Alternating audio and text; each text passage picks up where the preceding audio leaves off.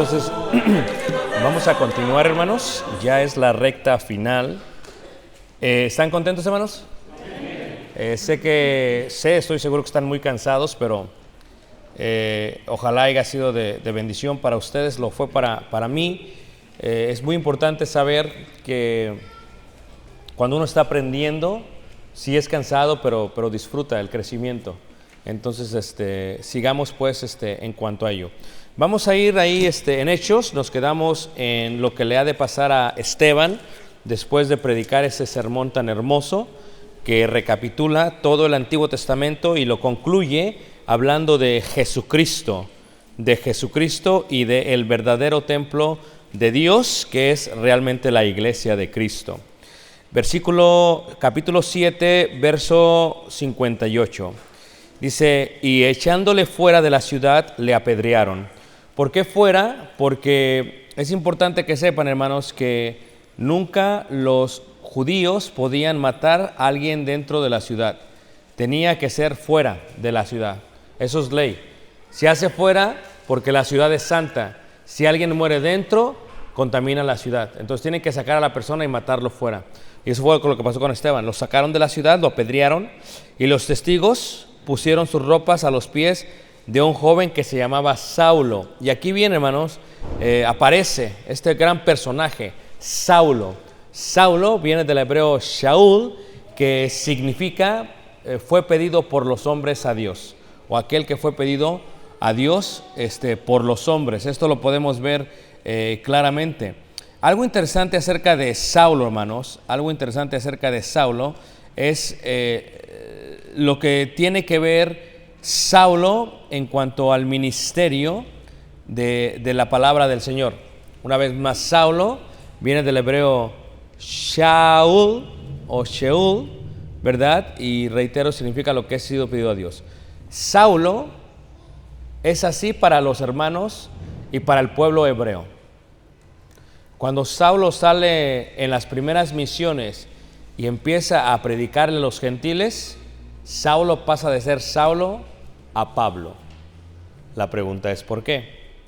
Porque los gentiles no podían pronunciar correctamente el nombre de Saulo porque es un nombre hebreo.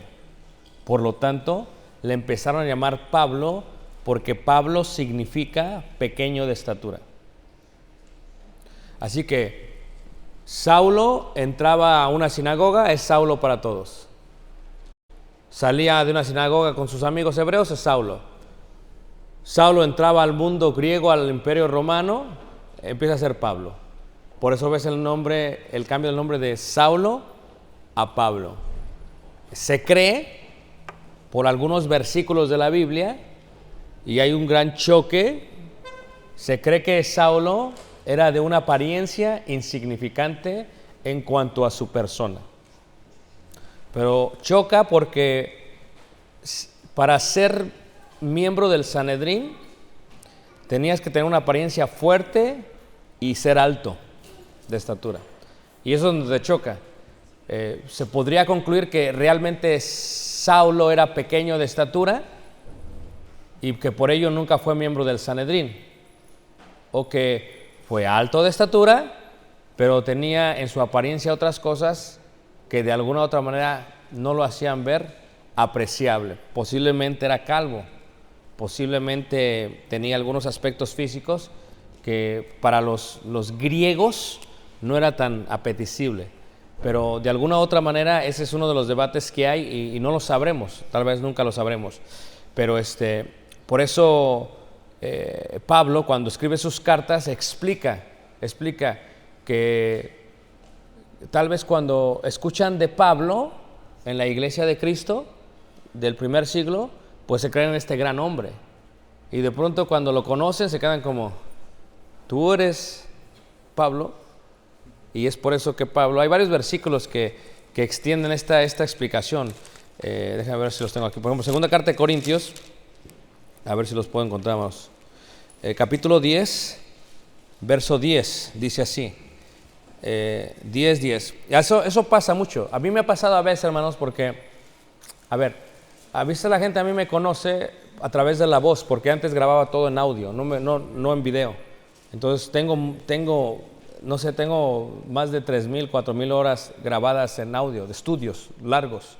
Porque yo siempre desde que empecé a predicar he grabado todos mis mensajes, primero en cassette, luego en CD, ahora en MP3 y eventualmente en la nube, pero los voy a estar grabando, entonces sigue grabando.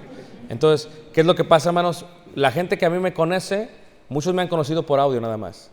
Entonces, a veces me pasó una vez que yo llegué a México, no voy a decir de qué estado porque me meto en problemas, pero llegamos a México, hermanos, y resulta que llegué, pues casi siempre el predicador, pues hermanos lo recogen al aeropuerto, a la central de autobuses, y llegué con el predicador local, y llegué y me senté enfrente y empezaron a llegar todos. Y todos me saludaban y todo, ¿no? Entonces un hermano llegó y me dice, hermano, mucho gusto. Le digo, mucho gusto, hermano. Le digo, Ricardo Barrera. Dice, mira, dice, ¿tú eres Ricardo Barrera? Sí, sí. Dice, ¿te llamas como el que va a predicar? Entonces le digo, no, es que yo voy a predicar. Y dice, oye, no, pero yo pensaba que eras más, yo había oído tu voz, así, y así como te veo, como que no encaja, ¿no? Y luego me decía el hermano, dice, no solamente no encaja, dice, pues yo te hacía, no sé, de una edad de 50, de 60 años, ¿no? Yo te hacía ya un poquito mayor, y pues lo que veo, pues no concuerda con lo que he estado escuchando. Y digo, sí, hermano, pues ni modo. O sea, a veces uno se lleva ahí, ¿cómo se dice? Tristemente se lleva, pues desilusiones, y siento ser su desilusión del día de hoy. Entonces, pero el caso de Pablo, miren cómo dice ahí 2 Corintios 10:10, dice, porque a la verdad dicen, las cartas son duras y fuertes, mas la presencia corporal es débil y la palabra menospreciable. Ahora, entre los griegos, yo enseñé una clase que no la terminé en República Dominicana, Santo Domingo, que se llama Contexto Cultural Grecorromano. Los grecorromanos, los griegos, hermanos, no solamente es la oratoria, no solamente es el contexto. Para ellos es la apariencia es muy importante. Entonces, cuando ves esta parte de corporal débil, era una expresión que al parecer en aquellos tiempos indica una persona pequeña de estatura, o que al menos de otra manera lo veías y no lo veías como un griego que esperaban fuese. Entonces, eso queda siempre en enigma, o sea, no sabemos qué pasa, pero hay versículos que declaran alguna u otra cosa, algo de Pablo, ¿qué era? No lo sabemos totalmente. Luego, en el caso de Pablo, hermanos, cuando matan a este Esteban, ahí en Hechos capítulo 8 dice así, lo matan, ¿ok? A Esteban. Y ponen las ropas en los pies de un joven llamado Saulo. O sea, aquí es joven Saulo. La pregunta que se tiene es qué edad tenía, porque la palabra joven en el griego indica una persona de 30 años. De 30 a 40 es una persona joven, aunque no lo crean. Porque en el contexto cultural hebreo, uno no era independiente hasta que cumplía 30 años. Por eso Jesucristo no comenzó su ministerio hasta los 30 años. Es cuando realmente una persona era independiente. Entonces, los 30 años era una persona joven. Se cree que Timoteo tenía como 30 años. Nosotros lo aplicamos a un adolescente de 15 y 16, pero realmente son como 30 años los que tenía más o menos Timoteo, si se sigue la parte cultural. Entonces, lo ponen a los pies de él y dice, y apedreaban a Esteban mientras él invocaba y decía, Señor Jesús, recibe mi espíritu. Y puesto de rodillas, clamó a gran voz, Señor, no le tomes en cuenta este pecado. Y habiendo dicho esto, dice, durmió. Porque dormir indica no desaparecer, sino solamente descansar hasta el día de la resurrección. Y murió. Y Saulo, este hombre, consentía en su muerte, estaba de acuerdo que lo estaban matando. Quiere decir que Saulo escuchó el sermón y estuvo presente y estuvo al tanto. Pero algo que es interesante, hermanos, si ustedes ven el contexto, es que esto pasa, al parecer, en la parte del concilio. Saulo estaba, número uno, en el concilio. Saulo escuchó todo el sermón. Saulo participó en sacarle. Y Saulo consentía afuera con lo que estaba haciendo. Saulo fue partícipe, directa o indirectamente de esto, fue partícipe. Ahora, si lo mataron, al parecer, con piedras, que era lo que dice aquí la Escritura, indica... Si tu hija, esto es en los judíos, ¿ok? Si tu hija fornica, la tienen que sacar fuera de la ciudad y la tienen que matar. Pero quien tira la primera piedra es el papá. ¿Ok? En la ley de Moisés, quien tira la primera piedra son los papás. Entonces, no es como que una vez que tiras tú la piedra, todos los que están presentes tienen que tirar piedras. Y nosotros hemos estado en Jerusalén, las piedras de allá, hermano, son puras piedras. Unas piedresotas, hermano. Entonces, todos los que están presentes tienen que tirar las piedras. Al parecer, Pablo tuvo que haber participado directamente de esta muerte. Consentía, tuvo que participar. Y dice ahí la escritura 8:1, dice, y Saulo consentía en su muerte. En aquel día hubo gran persecución contra la iglesia. Y por primera vez vemos la persecución. La primera diáspora de la iglesia es día de Pentecostés. Todos regresan a sus casas. La segunda diáspora de la iglesia es ahorita. Todos empiezan a ir. Empiezan a perseguirlos, hermanos. Es nuestra familia. Hebreos, judíos, persiguiendo a hebreos, judíos, cristianos. Y a prosélitos cristianos. Empiezan a perseguirlos, hermanos. Y dice la escritura, dice, los que estaban en Jerusalén, dice, y todos fueron esparcidos por las tierras de Judea y Samaria. Y es donde se empieza a establecer. Se van ellos, se va el evangelio con ellos. Se siguen reuniendo. Y dice, salvo los apóstoles. Los apóstoles se quedaron en Jerusalén. Dice, y hombres piadosos llevaron a enterrar a Esteban e hicieron gran llanto sobre él. Y Saulo asolaba la iglesia y entrando casa por casa arrastraba a hombres y a mujeres y los entregaba, ¿qué? En la cárcel. Ahora, ¿cuál es el currículum de Saulo? Ya lo vimos en Filipenses, ¿están de acuerdo? Pero vamos a entender un poquito más acerca de Pablo, ¿ok? ¿Cuál es su educación? Ya la vimos también, expliqué cómo es que Saulo era de la crema innata de lo que era la educación de aquellos tiempos. Pero hay un versículo muy interesante, hermanos, en Hechos capítulo 26, versículo 10, cuando dice el apóstol Pablo y está hablando acerca de lo sucedido de su conversión y menciona algo importante, hermanos, y dice ahí, 26, verso 10, dice así la palabra de Dios, creo que sí es 10, dice, lo cual también hice en Jerusalén, yo encerré en cárceles a muchos de los santos, habiendo recibido poderes de los principales sacerdotes, y cuando los mataron, yo di mi voto. Ahora, esta parte, hermanos, es la parte del debate, porque para poder dar el voto, tenías que ser miembro del Sanedrín. Entonces, si Pablo dio el voto, era miembro del Sanedrín. Ahora, pero aquí ya vienen otras cosas. Pero para ser miembro del Sanedrín, según el Tosef Hajek 2, 9 Shan 88b, que son las leyes de los judíos, se requería lo siguiente: estudios, modestia, pero sobre todo popularidad entre los hermanos. Tenías que ser popular. Pablo lo tenía, Saulo lo tenía todo eso. Ahora, ¿qué quiere decir esto? También se requiere, número 92, tenía que ser fuerte y tenía que ser valiente. No es problema con Pablo, hermanos. Pablo tenía eso. Además, haber tenido una posición de dignidad y anteriormente, como en el caso de juez local. O sea que Pablo tuvo que haber, si era miembro del Sanedrín, ya tenía que haber tenido una posición de juez local en una aldea o en algún otro lugar. Y así, dos magistrados de Jerusalén.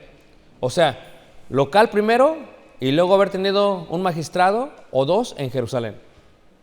O sea, es gente que lo van preparando para eventualmente ser grande entre ellos. Y en el siglo III se habla de que debían de ser altos y de apariencia imponente. Es posible que Pablo fuera de apariencia imponente y que después le pasó algo y dejó de ser de apariencia imponente. ¿Qué es? No lo sabemos. Pero si es miembro del Sanedrín, por lo que dice, yo di mi voto, que al parecer parecía que sí, tiene que ver eso. Aparte de ello, tenía que tener una edad avanzada y con conocimiento de lenguajes. Entonces, tal vez Saulo no era miembro del Sanedrín todavía, pero tal vez a Saulo lo estaban preparando para ser miembro del Sanedrín, porque era joven. Lo estaban preparando para que él llegase a hacer eso. Y todo estaba conectado, porque ¿con quién había estudiado Pablo, hermanos? Entonces todo estaba conectado. Es posible que Pablo fuese, hermanos, quien tomase la influencia de Gamaliel. Pablo lo podía hacer. Entonces tenía todo limpio para hacer ello. Entonces, si era o no miembro del Sanedrín, lo que miramos al principio de su vida era el celo que tenía contra los cristianos. No sabemos, hay cosas que están ahí oscuras todavía, pero nos podemos imaginar de alguna otra manera lo importante que esto era. Ahora, entra Saulo, hermanos, a la imagen y a la foto de todo, en el momento exacto. ¿Por qué no entra 7 capítulos antes o 6 capítulos antes? Y tuvo que haber sabido, hermanos, porque era de Jerusalén, aunque fue nacido en Tarso, tuvo que haber sabido de Jesús, tuvo que haber sabido de... O sea, Saulo no era ajeno a lo que estaba pasando, tuvo que haber sabido todo eso. Y por eso perseguía, pero él no creía, tuvo que haber oído de los milagros, tal vez los presenció, de los apóstoles, pero no creía simplemente. Era un hombre que no creía. ¿Y qué pasó? Saulo entra a la fotografía. Y de pronto, versículo 4, 8:4, vemos 3 historias interesantes. Ahora, se van. Pero los que fueron esparcidos iban por todas partes anunciando el evangelio. Entonces Felipe, dice ahí, dice, descendiendo a la ciudad de Samaria, les predicaba a Cristo. Ahora, este Felipe no es el Felipe de los apóstoles. Este Felipe es otro de los servidores de Cristo, como Esteban. Entonces, véase cómo están los apóstoles, se quedan en Jerusalén. Este otro Felipe, que es como Esteban, a Esteban lo matan, quedan 6 servidores. Pues también Felipe va a hacer lo mismo. Y Felipe, hermanos, viene y la gente unánime escuchaba atentamente las cosas que decía Felipe. Dice, oyendo y viendo las señales que hacía. Al igual que Esteban, Felipe podía hacer ¿qué? Señales. Pero aquí hay un detalle muy importante, hermanos. ¿Quién hace los milagros? El Espíritu Santo, a través de los hombres. ¿Para qué son los milagros? Por señal. ¿Para qué? Para confirmar. Así que en Samaria, Felipe hace milagros por señal para confirmar, para que la gente lo escuche. Es la única razón. Y cuando hace eso, versículo 7 dice, porque de muchos que tenían espíritus inmundos, salían estos dando grandes voces y muchos paralíticos y cojos eran sanados. Así que había gran gozo en aquella ciudad. Pero había un hombre llamado Simón, que antes ejercía la magia en aquella ciudad y había engañado a la gente de Samaria, haciéndose pasar por un grande, a este oían atentamente todos, desde el más pequeño hasta el más grande, diciendo, este es el gran poder de Dios. Y le estaban atentos porque con sus artes mágicas les había engañado mucho tiempo. Pero cuando creyeron a Felipe, que anunciaba el evangelio del reino de Dios y el nombre de Jesucristo, se bautizaban hombres y mujeres. También creyó Simón mismo, y habiéndose bautizado, estaba siempre con Felipe, y viendo las señales y grandes milagros que se hacían, estaba atónito. O sea, este es un engañador, un usurpador, un fraudulento. Simón el mago ve que Felipe lo que hace, dice, no, es que esto no me lo sabía. Y se da cuenta que lo que él está haciendo no es engaño, que es verdad. Cree y se bautiza, hermanos. Después sabemos por qué se bautiza. Nosotros no sabemos por qué se bautizan las personas. A unos se bautizan porque ya le dijeron que si no te bautizas no te casas con la hija del hermano. Y ahí va y se bautiza. Otros se bautizan porque si no te bautizas no te ayudamos a edificar tu casita. Entonces van y se bautizan. ¿Alguien ha escuchado esos casos, hermanos? Okay. Entonces no sabemos. Pero si alguien pide ser bautizado, pues tampoco va a decir que no. Tú te aseguras de predicarle el evangelio correctamente y que él lo entienda. Si él te dice, sí lo entiendo, lo bautizas. Porque no puedes tú decidir qué impide. Si él quiere y pide, lo puede. Pero tú sí tienes que asegurarte que haya entendido. Pero no vas a ver si se arrepintió hasta después que se bautice. Vas a ver los frutos dignos de arrepentimiento después. Porque si es homosexual y dice, me arrepiento, se bautiza y luego sale de las aguas y sigue siendo homosexual, te das cuenta que no se arrepintió. Porque si hubiera arrepentido, hubiera dejado de ser ¿de qué? Homosexual. Entonces dice ahí en el versículo 14, cuando los apóstoles que estaban en Jerusalén oyeron que Samaria había recibido la palabra de Dios, enviaron allá a Pedro y a Juan. Aquí vemos los primeros apóstoles que vienen, los cuales, habiendo venido, oraron por ellos para que recibiesen el Espíritu Santo. Ahora, esta parte, hermanos, les voy a preguntar, cuando uno se bautiza, ¿recibe el don del Espíritu Santo? Ok. Entonces aquí es, ¿por qué tienen ellos que venir para que lo reciban si lo recibieron? Porque el aspecto aquí no es el aspecto de recibir el don del Espíritu Santo en el bautismo, sino de recibir, al igual que Esteban y Felipe, un don espiritual, temporal, milagroso. ¿Por qué? Para que también ellos, como Esteban y Felipe, pudiesen salir a predicar y el Espíritu les diese señales para confirmar y para que muchos fuesen bautizados. Por eso sucedió eso en estos momentos. Pero también vemos otra cosa interesante. Felipe no puede darle eso a Simón. Entonces ya empezamos a ver que no cualquiera podía dar dones espirituales, temporales, milagrosos. Solo los apóstoles. Eso es lo que empezamos a ver. Esa es la regla. Muertos los apóstoles, se acaba el poder, no de Dios, el poder de poderle dar a alguien dones espirituales, temporales, milagrosos. Levanten la mano, ¿quién me entendió, hermanos? Ok. Dice así: porque aún no habían descendido sobre ninguno de ellos, sino que solamente habían sido bautizados en el nombre de Jesús.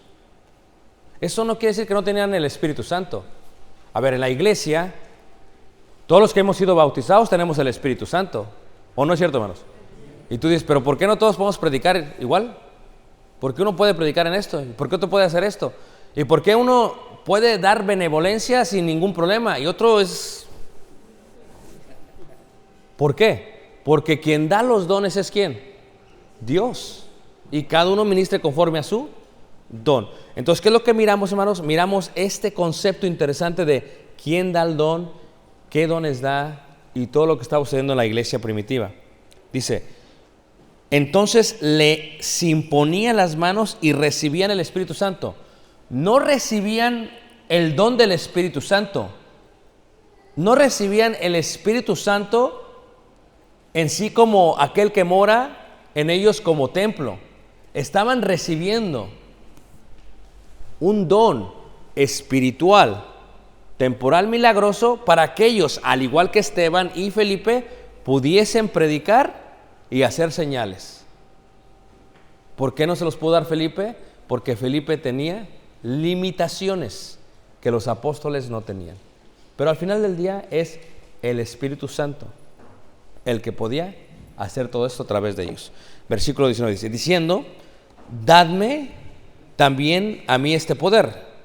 Se da cuenta que lo hace por eso. Versículo 18, cuando vio Simón que por la imposición de las manos de los apóstoles se daba el Espíritu Santo, les ofreció dinero, diciendo, dadme también a mí este poder, pero dice, para que cualquiera a quien yo impusiera las manos reciba el Espíritu Santo. O sea, Simón no está pidiendo don espiritual, temporal, milagroso.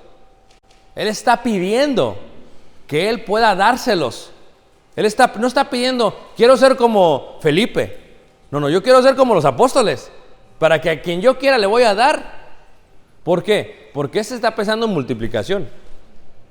Dice, si yo solamente tengo para eso, pero mi fuerza de ganar dinero va a ser limitada. Pero si yo tengo para dar, imagínate, viene uno, yo te puedo dar, pero cáele. Fíjate que... Entonces, ¿qué dice? Versículo 20. Entonces Pedro le dijo, tu dinero perezca contigo, porque has pensado que el don de Dios se obtiene ¿con qué? Con dinero. Ahora, les voy a preguntaros, ¿ustedes creen honestamente que Simón se bautizó por las razones correctas? ¿Verdad que no? Sin embargo, no le dice Pedro, te vamos a volver a bautizar porque no entendiste. Dice Pedro, no tienes tu parte ni suerte en este asunto porque tu corazón no es recto delante de Dios. Arrepiéntete pues de esta tu maldad y ruega a Dios. Qué interesante. No le dijo como hoy, no, hermanos, no entendió el bautismo, vamos a bautizarlo porque no entendió el pobre. Y lo metemos al agua otra vez. No, es que no hay dos bautismos en la Biblia. Solamente hay un bautismo en el contexto del bautismo del Señor Jesucristo. No dijo, es que no entendió. Una vez me habló un hermano y me dice, hermano, estoy muy turbado. Le digo, ¿qué tienes? Estoy turbado. ¿Y qué pasó? Resulta que vino un predicador a una campaña y el predicador de la congregación ¿Se bautizó? ¿De qué? ¿Se bautizó? El que bautizó a muchos en la iglesia, ¿se bautizó otra vez? Y dice, a ver, déjalo entiendo. Pero, ¿qué dijiste otra vez? Sí, hermano, le voy a explicar. El predicador de la iglesia hizo una campaña. Invitó a un predicador de afuera. Vino el predicador de afuera. Y quien pasó a bautizarse fue el predicador local. Dije, wow, ¿pero por qué? Porque le hicieron ver que estaba mal, que no entendió el bautismo y que pues para que lo acepte tiene que volverse a bautizar. ¿Y qué pasó? Dice, no, pues luego los hermanos dijeron, oye, pues me bautizó un incrédulo. ¿Sí ves cómo es un efecto dominó? Dijeron, hermano, pues bautízanos nosotros también. ¿Por qué? Entonces, aquel predicador que viene de afuera regresó dando su reporte. Tuvimos 20 bautismos, pero fueron los mismos que ya se habían bautizado. Eso es una locura, ¿no lo creen, hermanos? Ahora, escucha. No vemos el ejemplo bíblico así, ni en el caso de Simón. Es que el predicador, hermanos, andaba en una vida de adulterio. Estaba en adulterio. Entonces, él pensó, dice, ok, me bautizo, sigo con la misma mujer, pero ya Dios me perdonó el adulterio. O sea, ve, Dios perdona nuestros pecados, pero no los santifica, hermanos. Eso es algo que tienes que tener claro. Levanta la mano. ¿Quién no me entendió para darle un ejemplo más claro? Ahí va, hermano. Vamos por usted, ¿ok? Yo soy homosexual, es un ejemplo. Escucho el evangelio. Me bautizo. Dios me perdonó ser homosexual y todas las veces que me acosté con un varón. ¿Me sigue? Pero yo esa noche regreso con mi pareja varonil que es homosexual y me vuelvo a meter con él. Y yo digo, no, es que ya Dios me perdonó. ¿Es correcto eso, hermanos? Bueno, pero es que el homosexual se ve mal. Pero ante Dios, ser homosexual o adúltero es lo mismo. Me dijo un hermano que vivía en fornicación, hermano, yo me quiero bautizar, muy bien harás. Dice, hermano, pero pues estoy viendo una unión libre. Le digo, ok. Y luego dice, pues yo ya vi que no está bien. Ok. ¿Qué hacemos? Pues yo siento, le digo, ¿tú qué crees que te está pidiendo Dios? Porque una cosa que uno tiene que hacer, hermanos, es que tú no debes de condenarlos. Debes de enseñarle la Biblia, tener mucho tacto, tener misericordia y dejar que sea Dios el que los convenza de pecado, de justicia y de juicio. ¿Y qué? Pues yo siento que me tengo que bautizar, ¿sí? ¿Y crees que puedes seguir viviendo en unión libre? Dicen, yo la verdad pienso que no, hermano, creo que me tengo que casar. Ok. ¿Cuándo? Pues dice, pues yo creo que pues antes o después, pero allá. ¿Por qué? Porque pues estoy arrepentido. O sea, es ilógico, te bautizas y luego te vas, te sigues metiendo en la cama y dices, no, es que mi bautismo ya me casó. No, eso no te casó. Porque el bautismo perdona los pecados, pero no los santifica. O sea, el bautismo te los perdona hasta que te bautizas. Pero ya después, si sigues siendo homosexual, va que no le vas a decir, no, síguele, está bien, no hay problema. Porque lo de homosexual uno lo ve mal, pero no ves mal la fornicación, hermanos. Y para Dios, eso es lo mismo que esto. Entonces, tenemos que ser claros y transparentes con la Biblia. No, dijo este predicador, es que así ya voy a estar bien. Sé que estuvo mal, que estoy mal, en vida mala, pero ya el hermano me enseñó que estoy mal y él ya me dijo que si me bautizo, pues ya me perdona Dios y ya. Pero fíjate el terrible error que se comete. Ahora tienes a un predicador que se volvió a bautizar y que hace dudar a 19 miembros de la congregación. Oye, entonces, ¿quién me bautizó? ¿Un incrédulo? Ok. Y se entiende eso en un miembro, hermanos. Pero en un predicador, por favor. Tú entiendes que un miembro llegue a ese momento de que, ¿sabes qué, hermano? Pero un predicador es alguien que se preparó para predicar el evangelio. No puedes cometer esos errores. Entonces, tenemos que tener claros que el ejemplo de Simón nos dice, la Biblia no te da ningún ejemplo bíblico en el que vuelves a bautizar. Lo que hace este Pedro, que es un apóstol, dice, arrepiéntete pues de esta maldad y ruega a Dios. Fíjate que no le dice Pedro, ven, voy a orar por ti, ven, hermano, vamos a orar tú y yo. No, tú arrepiéntete. Y tú ruega. Porque el problema está entre tú y Dios, pensando que podías comprar esto. Y luego le dice, no tienes tu parte ni suerte en este asunto, porque tu corazón no es recto delante de Dios. Versículo 23, dice, porque en hiel de amargura y en prisión de maldad veo que estáis. Respondiendo esto, Simón dijo, rogad vosotros por mí al Señor para que nada de esto que habéis dicho venga sobre mí. Y ellos, testificando y hablando la palabra de Dios, se volvieron a Jerusalén, y en muchas poblaciones de los samaritanos anunciaron el evangelio. No se sabe qué pasó con Simón el Mago, hermanos, pero lo que sí sabemos es que no lo volvieron a bautizar. Eso es interesante, y es el ejemplo, el molde bíblico. Versículo 26, un ángel del Señor habló a Felipe. Ahora, Felipe ya predicó en Samaria y se convirtieron, pero Felipe, que es un diácono, que es un servidor, sigue predicando. Ahora dice que un ángel del Señor habló a Felipe diciendo, levántate y ve hacia el sur, por el camino que desciende de Jerusalén a Gaza, el cual es desierto. Entonces él se levantó y fue, y sucedió que un etíope eunuco. A ver, levanten la mano, ¿quién no sabe qué es un eunuco? La hermana. Los demás sí saben. ¿Les puedo preguntar y me contestan? A ver, otra vez, levanten la mano, ¿quién no sabe qué es un eunuco? Ah, ya van más. Okay.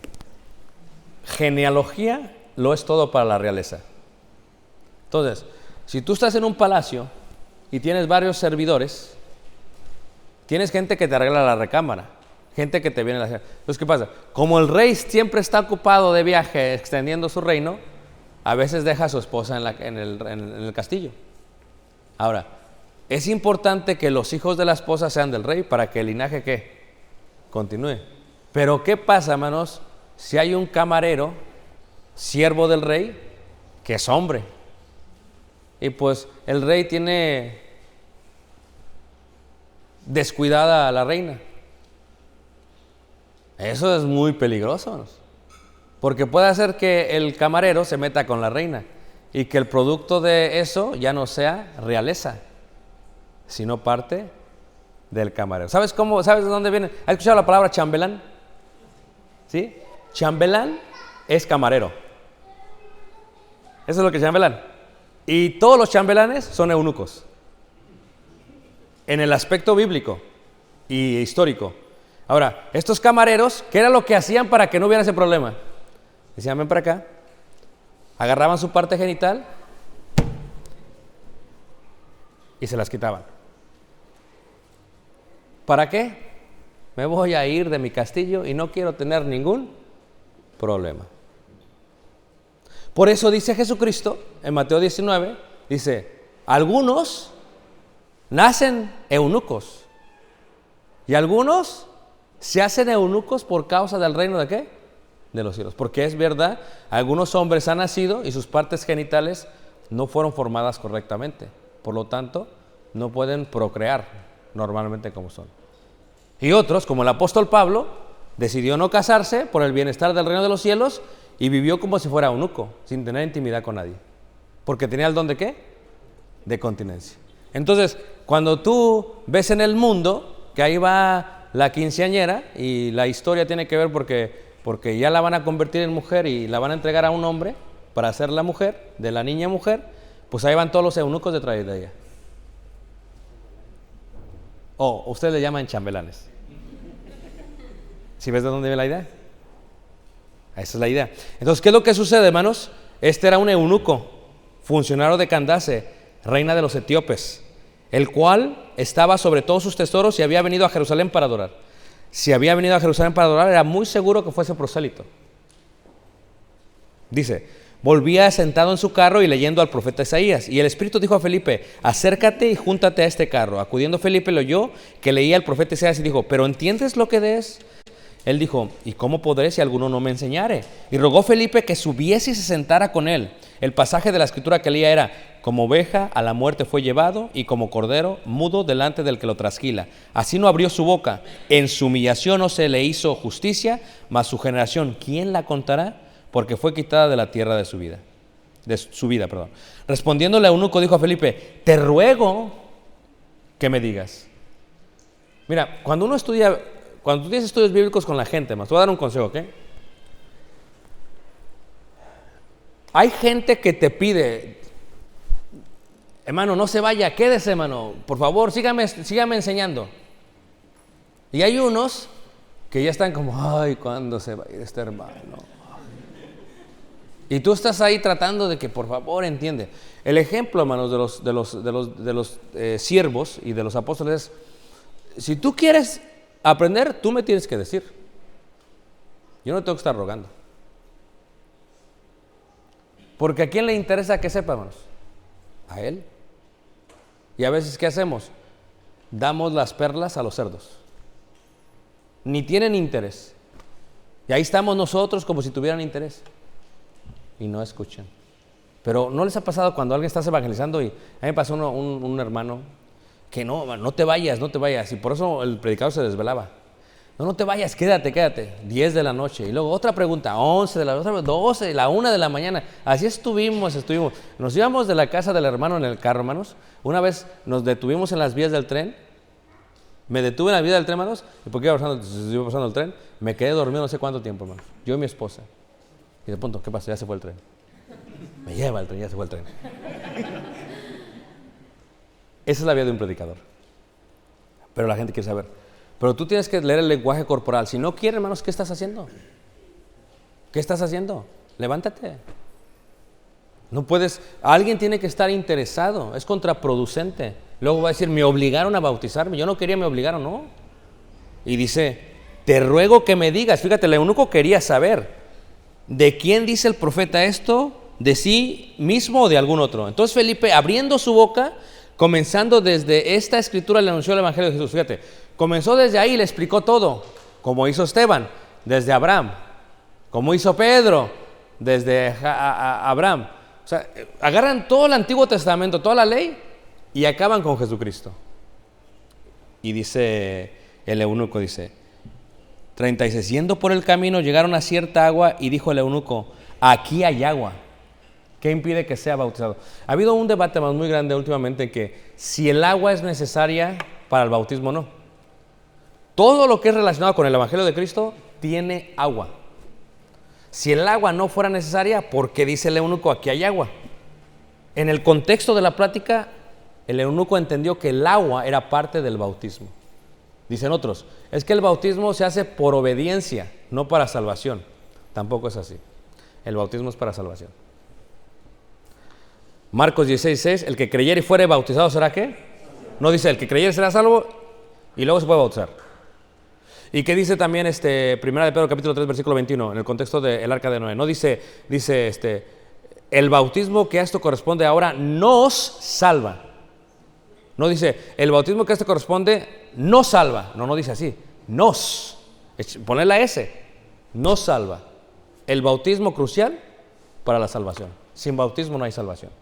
Ahora, muchos dicen muchos lo ven como que el bautismo es una obra, que somos salvos por obras. No, el bautismo no tiene nada que ver con una obra, es simplemente un mandamiento de Dios.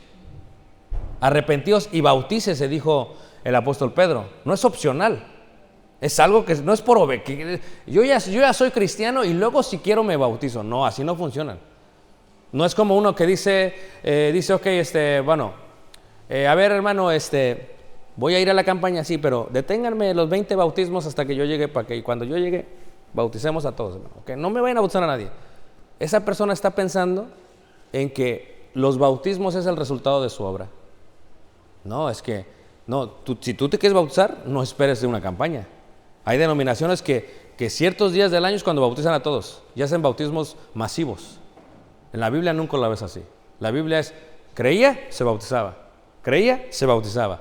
Creía, se bautizaba. Nunca detengamos un bautismo por un evento, hermanos.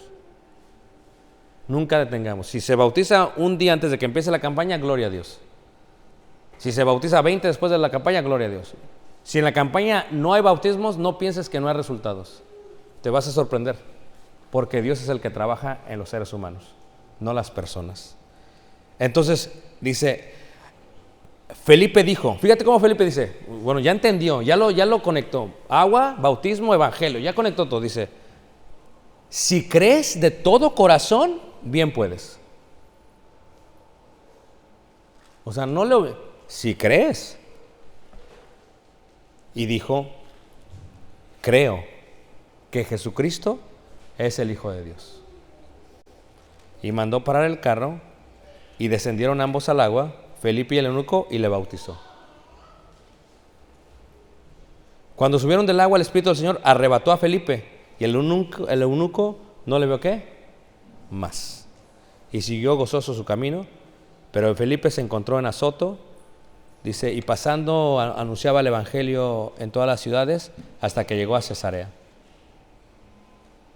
O sea, ¿qué es lo que vemos, hermanos? Ya estamos viendo la expansión del evangelio, ya no a través de los apóstoles, ahora a través de Felipe y Esteban. Y empezamos a ver que ya no solamente los apóstoles, ya no son los protagonistas. Siempre el protagonista es el Espíritu Santo, pero ahora a través de otras personas, en este caso de dos servidores. Capítulo 9, versículo 1. Regresamos a Saulo. Saulo, respirando aún amenazas y muerte contra los discípulos del Señor, vino al sumo sacerdote. Fíjate que a veces uno se aferra tanto, hermanos. Saulo lo único que pensaba era matar a los cristianos. Hizo su misión eliminar a todos. Y le pidió cartas para las sinagogas de Damasco. Ahora, no cualquiera podía hablar con el sumo sacerdote, hermanos. Por eso siempre hay un debate si Pablo era del Sanedrín o no. Pablo dice que fue al sumo sacerdote y le pidió cartas. Esto quiere decir que había una gran influencia, que Pablo tenía palancas. Es como, a ver, si yo voy al Capitolio en Estados Unidos o voy a la Corte Suprema de Estados Unidos y pido hablar con los jueces, me van a decir, haz una cita y ven a ver cuándo vienes. Si tú vas ahorita y quieres ver a Obrador, bueno, ese sí saca fotos con todos, pero si tú vas ahorita y quieres ver o sea, ven después, así era allá. En aquel tiempo, hermanos, ¿qué sucede? No cualquiera entraba a ver al sumo sacerdote. ¿Te das cuenta de la gran influencia de Pablo? Saulo entró a ver al sumo sacerdote, le pidió cartas y se las dieron. Entonces Saulo sale de ahí hacia Damasco y le pidió cartas para las sinagogas de Damasco a fin de que si hallase algunos hombres o mujeres de este camino, los trajese presos a Jerusalén. Y ya saben todos la historia, ¿verdad que sí, hermanos? ¿Qué sucede, hermanos, en la historia? Lo que sucede es que entonces Saulo se enfrenta con Jesús. O sea, Jesús le pone un alto a Saulo. Jesús está ahí. ¿Y qué es lo que sucede? Dice, mas yendo por el camino aconteció que al llegar cerca de Damasco repentinamente le rodeó un resplandor de luz del cielo y cayendo en tierra oyó una voz que le decía, Saulo, Saulo, ¿por qué me persigues? Él dijo, ¿quién eres, Señor? Y le dijo, yo soy Jesús, a quien tú persigues. Dura cosa te es dar cosas contra ¿qué? Entonces los animales, las yuntas, ¿no? de aquel tiempo, había un gancho que estaba así como de fierro, una manija se agarraba así. Y luego lo que sucedía, hermanos, es que era como un arco y un pico al final. Era esto y luego era así. ¿Okay? Entonces se lo ponían así y le pegaban así a los bueyes para que se movieran. ¿Ok? Entonces lo que le está diciendo Jesús a Saulo es un dicho muy común entre los hebreos. Le dice, dura cosa te es dar cosas contra el aguijón. O sea, solamente un loco agarraría el pico y se pegaría, le daría patadas al pico. Solamente un loco. Y es lo que Saulo estaba haciendo. ¿Qué le había dicho Gamaliel? Déjenlos. Ah, no, pero Saulo, yo soy celoso y vamos a meter a todos en la cárcel y vamos a perseguirlos. Él temblando y temeroso dijo, Señor, ¿qué quieres que yo haga? Y el Señor dijo, levántate y entra en la ciudad y se te dirá lo que debes de hacer. Y los hombres que iban con Saulo se pararon atónitos oyendo a la verdad la voz, mas sin ver a nadie. Entonces Saulo se levantó de la tierra y abriendo los ojos no veía a nadie. Así que llevándole por la mano le metieron en Damasco, donde estuvo 3 días sin ver y no comió ni qué, ni bebió. Versículo 10. Había entonces en Damasco un discípulo llamado Ananías, no el que se murió, el otro ya se había muerto ya, el del dinero, a quien el Señor dijo en visión, Ananías, y él respondió, heme aquí, Señor. El Señor dijo, levántate y ve a la calle que se llama Derecha, y busca en casa de Judas a uno llamado Saulo de Tarso, porque aquí él ora. Fíjate que Saulo se puso a orar. Y dice, y ha visto en visión a un varón llamado Ananías que entra y le pone las manos encima para que recobre la vista. Entonces Ananías respondió, Señor, he oído mucho acerca de este hombre, cuántos males ha hecho a tus santos en Jerusalén, y aún aquí tiene autoridad de los principales sacerdotes para prender a todos los que invocan tu nombre. El Señor le dijo, ve, porque instrumento escogido me es este para llevar mi nombre en presencia de los gentiles y de reyes y de los hijos de ¿quién? De Israel. Porque yo le mostraré cuánto le es necesario padecer. ¿Por qué? Y inicia lo que sería la dispensación de los gentiles. Aquí es donde inicia, hermanos. Empieza a ver el cambio. Necesita un hombre y el que va a ser Pablo. Ya vimos por qué. Por su educación, por su ciudadanía, por su capacidad, por todo eso era Saulo. Saulo iba a ser el que lo iba a hacer. Y luego dice la Escritura que lo bautizan, abre los ojos y versículo 20 dice, enseguida predicaba a Cristo en las sinagogas diciendo que este era el Hijo de Dios. Saulo tuvo una conversión totalmente ¿qué? Increíble.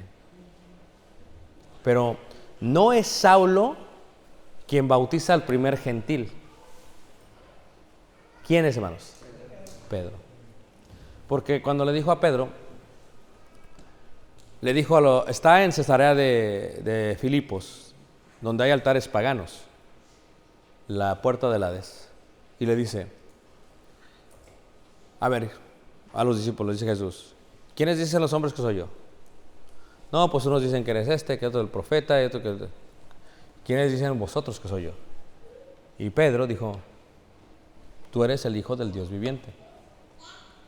Y dice Jesús, muy bien, porque no te lo ha revelado carne ni sangre, sino mi Padre que está en los cielos.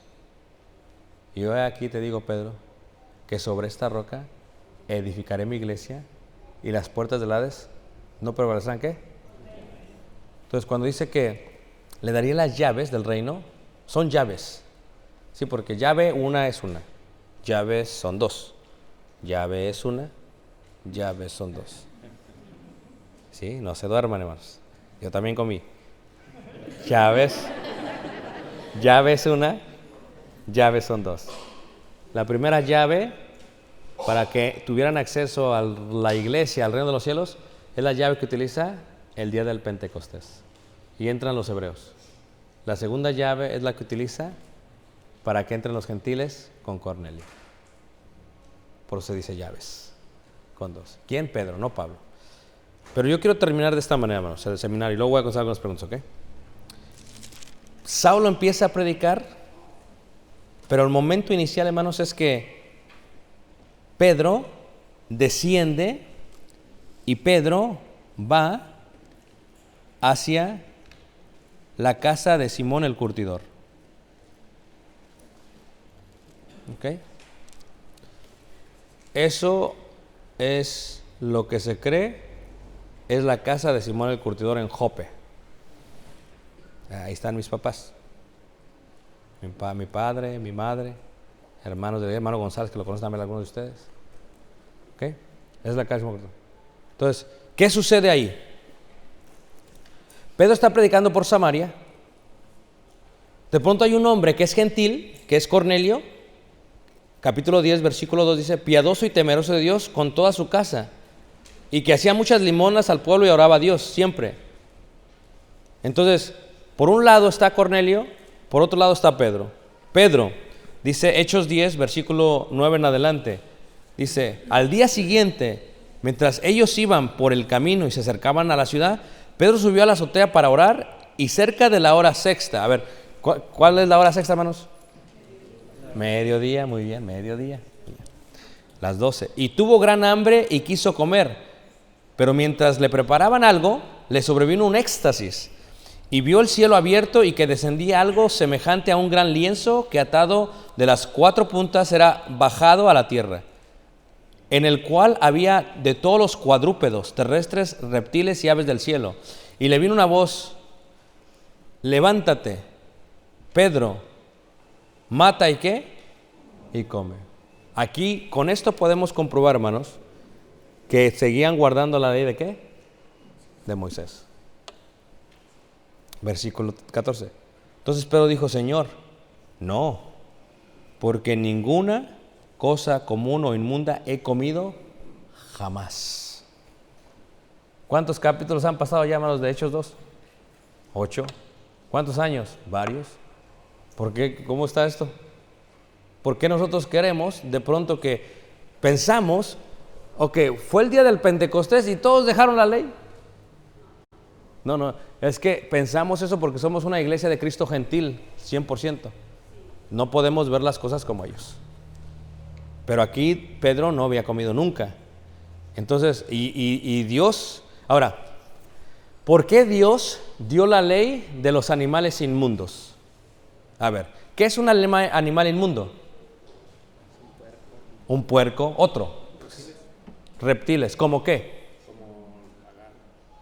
¿Por qué? ¿Pero por qué? Bueno, es que no recuerdo exactamente cuáles, pero recuerdo que leí varios reptiles. ¿Pero por qué? Por las escamas. No, las escamas son las que pueden comer, porque se arrastran. Porque se arrastran en la tierra. Es símbolo de que son terrenales, son mundanos. ¿Sí me entiendes? Ahora, los que tienen las patas, la pata hendida, abierta, ¿verdad que sí? Es porque dejan penetrar la luz que toque la tierra. Son cosas tipos en el Antiguo Testamento, ¿ok? Los que mastican son animales puros. Los que tragan son impuros. Hay animales puros y animales impuros. Entonces, se dio la ley de Moisés. Nunca nadie la entendió. ¿Por qué dio la ley? ¿Quién sabe? El pez que tiene escamas, te lo comes. ¿Por qué? Porque las escamas filtran la inmundicia. Pero el pez que no tiene escama, como el salmón, algún tipo de salmón, porque todos vemos, no te lo comas. Pero ¿por qué da esa ley? Muchos dicen, pues quién sabe por qué voy a seguir. Pues no se comprendió esa ley hasta este momento. Era para diferenciarnos a nosotros de los gentiles, de los judíos, de los hebreos. Y dice ahí, versículo: y volvió la voz a él la segunda vez: lo que Dios limpió no lo llames tú ¿qué? Común. Esto se hizo 3 veces y aquel lienzo volvió a ser recogido en el cielo. Y mientras Pedro estaba perplejo dentro de sí sobre lo que significaría la visión que había visto, he aquí los hombres que habían sido enviados por Cornelio, los cuales, preguntando por la casa de Simón, llegaron a la puerta. O sea, fíjate, ¿quién le va a dar la entrada a los gentiles a la iglesia? ¿Quién, hermanos? ¿Quién decidió? Dios. ¿Cuál es la visión que se toma? Esta. Pero tampoco esto indica Pedro va a empezar a comer chicharrón. Nada más lo que aquí la idea no tiene que ver con el chicharrón. ¿Con qué tiene que ver esta idea? Tiene que ver con qué? Con que también nosotros, así que a ti y a mí somos cuadrúpedos. Nos arrastrábamos. Ay, hermano, no sea tan malo. Eso es lo que estamos viendo. A ver, ¿sabes qué le dijo Jesús a nosotros los gentiles o a los gentiles? Hubo una mujer que era gentil y dice que le rogaba y le rogaba y le rogaba y le molestó a Jesús, ¿verdad? David dice: Jesús, hijo de David, y le decía, y luego le dice: no, es que yo te voy a dar voy a los del pueblo de Israel, a los hebreos. Y dice: ay, sí, pero aún los perrillos, dice, comen de las migajas que caen de la mesa. Y los perrillos son animales ¿qué? Inmundos. ¿Sabes qué somos los gentiles, hermanos? Perrillos. En esa comparación son lo que somos. Ahora escucha, siendo así, hermanos, ¿cómo es que no vemos la misericordia de Dios? Yo no lo entiendo, hermanos. No lo comprendo. A veces agarramos las cosas de Dios ahí a la ligera. Es que no teníamos parte de las promesas, ni de los patriarcas, ni de la ley. No teníamos cabida, hermanos. Éramos animales inmundos. Y luego dice ahí la Escritura, lo que yo limpio, lo que Dios limpió, ¿no lo llames tú qué? Común. Y se refería a la entrada de quiénes, hermanos. Pero aquí es donde viene, ¿ok? Los prosélitos y los hebreos, los judíos, ya tenían una regla de lo que significaba santidad. Ya sabían lo que estaba bien, lo que estaba mal. Meterse con un animal era abominación, robar estaba mal, ya lo sabían ellos. Pero venimos los gentiles, no sabemos nada. Nosotros nos gusta vivir la vida loca. Comemos chicharrón, algunos fornican, otros adulteran, otros echan con varones. Cuando entra el gentil al pueblo de Dios, ya los problemas empiezan a ser morales. Ve cómo hasta este momento los problemas es celo, autoridad, mentira, avaricia. Pero nada más entran los gentiles, hermanos. Fornicación, adúlteros, idolatras. Entonces empieza a haber este cambio total en la iglesia, hermanos. Porque el capítulo 10 da la pauta a la nueva dispensación, de la cual, si ustedes recuerdan lo que leímos en Efesios, en el capítulo 3, en el versículo 8, Efesios 3, 8 y 9. 3, 8 y 9. Dice así.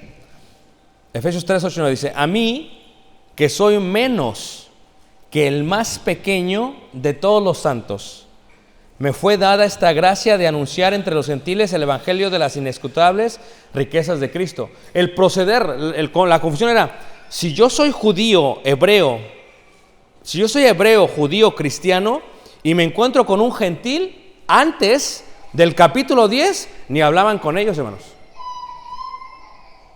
Porque se hacían inmundos, era la ley de Moisés. Pero viene esta visión, y ahora no solamente tienes que hablar con ellos, tienes que predicarles ¿qué? El evangelio. Pero también hay un punto, hermanos, que duele, que cala. Y yo entiendo, hermanos, porque es algo humano. Una vez, nunca les ha pasado que de pronto una persona mayor, 60, 70 años, 80, 90 años, viene a la iglesia y se bautiza. Y a los 3 días se muere. ¿Alguien ha visto eso, hermanos? Y gloria a Dios, amén. Pero hay unos que dicen, no se vale.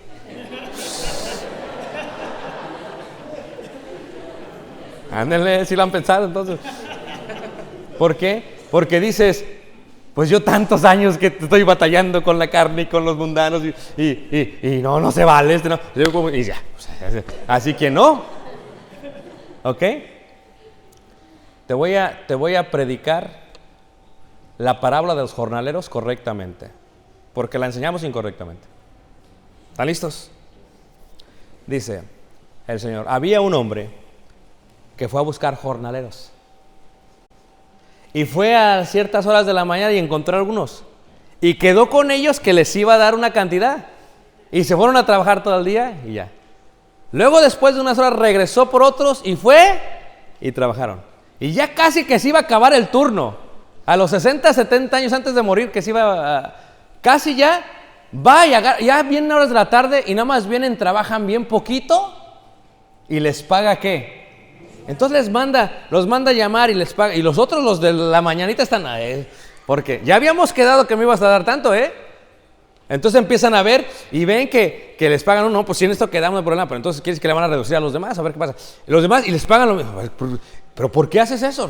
Y luego a los del último, a los finales, les da lo mismo. Y se enojan. Nosotros, los gentiles, somos los de la tarde. Bienvenidos a la realidad, hermanos. Llegamos hasta el final de la historia. Y así tuvo gracia y nos pagó lo mismo. ¿No es verdad eso, hermanos?